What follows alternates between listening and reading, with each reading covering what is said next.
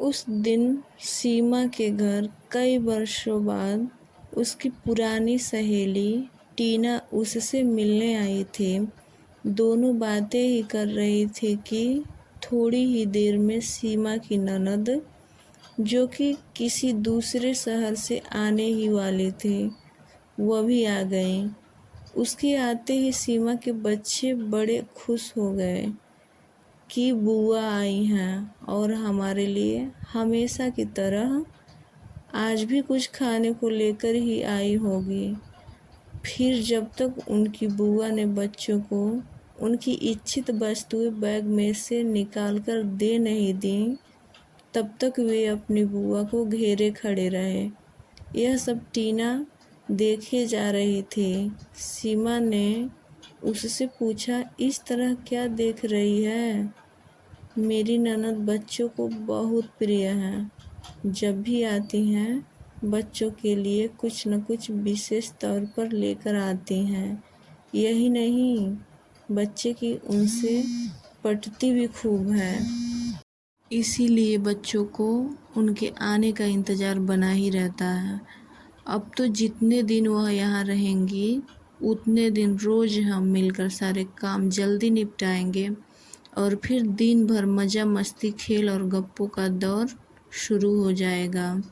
ये सब सुनकर टीना बोली, तू कितनी लकी है कि तेरी ननद इतनी अच्छी हैं।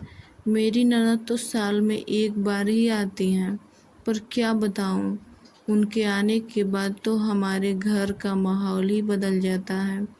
मेरे बच्चे बुआ का नहीं, उनके बच्चों का इंतज़ार करते हैं, क्योंकि उनके साथ खेलना होता है। उसके आने के बाद मैं तो बस फिर घर में बस काम वाली बाई बनकर रह जाती हूँ। घर में पूरी फैमिली, मेरे सास ससुर ननद पति सब मिलजुल कर बतियाते हैं, पर मुझे उसमें शामिल नहीं करते। किचन में तो कोई झांकता तक नहीं, बस बाहर से ही ऑर्डर कर देते हैं कि मनु आई है तो उसकी पसंद का ही खाना बनाओ।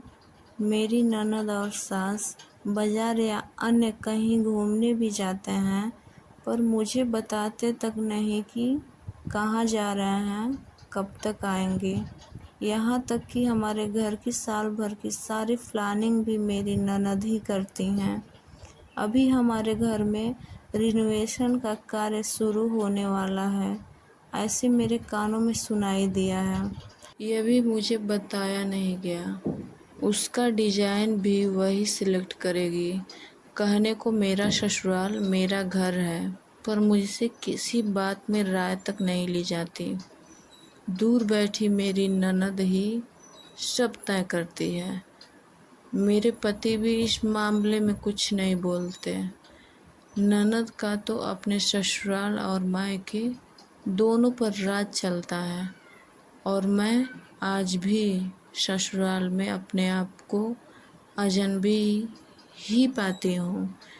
टीना की कहानी में तो शादीशुदा ननद ने घर में दखलंदाजी की, पर दूसरी ओर रीना की कहानी सुनिए। उसकी ननद घर में ही है। उसकी शादी हो चुकी थी, पर किसी कारणवश उसका तलाक हुआ और अब तो मायके में ही है। यहाँ तो हालत और भी गंभीर है, क्योंकि ननद के साथ सिंपैथी भी है, जिस कारणवश घर में रीना को तो किसी भी कार्य में कोई महत्व दिया ही नहीं जाता है। ऐसा कई घरों में होता है। जब बेटी घर में हो तो बहू को अनदेखा किया जाता है, उसे कभी सराहा भी नहीं जाता। और तो और कोई बहू की तारीफ कर दे तो सास यह ज़रूर कहती है कि मेरी बेटी भी कुछ कम नहीं है। पर ये औरतें यह क्यों नहीं समझती कि आखिर बहू या भाभी भी एक इंसान है। कभी कभी उन्हें भी लगता है कि ससुराल वाले हमें बेटी जैसा भले ही ना समझें, कम से कम घर का एक सदस्य समझकर कुछ तो अच्छा बोल लें। पर ऐसा होता क्यों नहीं? शादीशुदा ननद हो या कुंवारी, अगर भाभी के साथ हिल मिल कर रहे और घर के मामलों में उससे विचार विमर्श करे, उसकी राय को भी महत्व दे, तो कितना अच्छा हो। मनमुटाव भी नहीं होगा और रिश्तों में कड़वाहट भी नहीं आएगी। कई ननद भाभियाँ ऐसी भी हैं जिनका एक दूसरे से इतना लगाव है कि कई बार ननद को अपनी भाभी की बात व्यवहारिक तौर पर सही लगती है और माँ का तर्क गलत, तो वह अपनी माँ को समझाइश भी देती है। वह सास बहू में भी मधुर सेफ बनाने का सुंदर कार्य करती है और सहेली या बहन जैसी ननद भाभी को सर्वथा प्रिय होती है।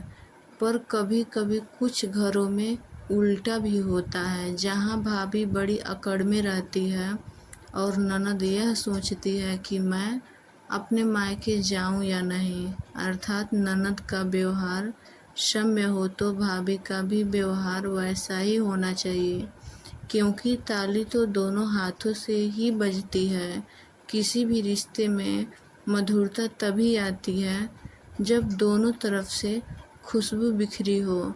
ननद और भाभी दोनों ही खुले विचार वाली होनी चाहिए, तभी परिवार में खुशहाली आती है। अब एक बार आप अपने स्वयं का परीक्षण निरीक्षण जरूर कीजिएगा कि आप एक अच्छी ननद या अच्छी भाभी हैं या नहीं।